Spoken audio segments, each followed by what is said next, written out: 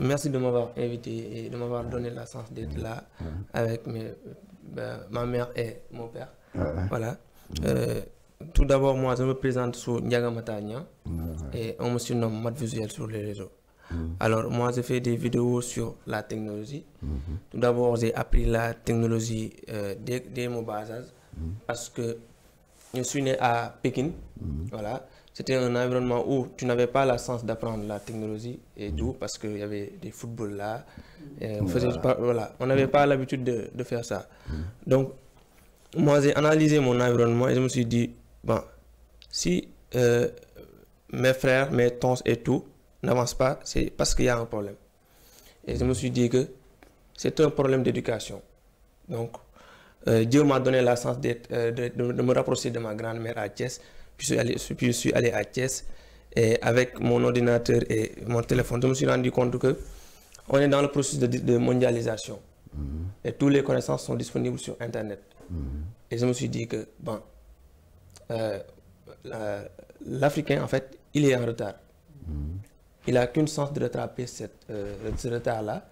C'est soit de s'auto-former, pour pouvoir rattraper. Parce que je me suis dit que, en fait, j'allais obtenir mon baccalauréat, mais j'allais l'obtenir que pour mes parents. Parce que ici en Afrique, la réalité c'est que tu dois avoir ton bac et ils sont contents de toi, quoi. Et moi, je me suis dit que je vais le faire, mais je sais qu'une vérité, voilà, une véritable vérité, voilà, c'est que, en fait, les connaissances qui sont disponibles ne sont pas enseignées à l'école, les véritables connaissances. Et je le dis souvent, l'art n'est pas quelque chose qu'on enseigne ici en Afrique. C'est-à-dire, tu vois des personnes qui viennent, qui naissent naturellement avec l'art, qui font de véritables œuvres artistiques. Moi, mon père, il est en France actuellement, c'est un artiste. Moi, bien sûr que je fais de l'art graphique, mais je ne me concentre pas à temps plein. Et je m'investis aussi dans l'infographie, la sérigraphie et tout. Voilà. Et après, je me suis dit qu'avec mon téléphone et mon ordinateur, je pouvais enseigner plein de connaissances. C'est à partir de ce moment-là que j'ai commencé à apprendre des choses, commençant par l'informatique de base, la cybersécurité, l'intelligence artificielle.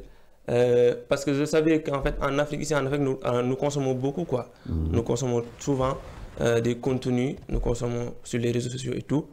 Et nous ne savons pas l'impact que ça pourrait avoir au fil du temps, quoi. Par exemple, à partir de 2010, nous on ne savait pas qu'à 2022, on serait à ce stade où on parle de l'émergence de l'intelligence artificielle. Et pendant ce moment, les Européens, les Américains, ils se préparaient à ça. Ils se disaient qu'avec les données, ils pouvaient faire beaucoup de choses. Ils recueillaient les données, quoi. Parce qu'avec ces données, on pouvait collecter les données et on va apprendre aux modèles, aux machines d'apprendre à partir de ces données pour faciliter beaucoup de choses.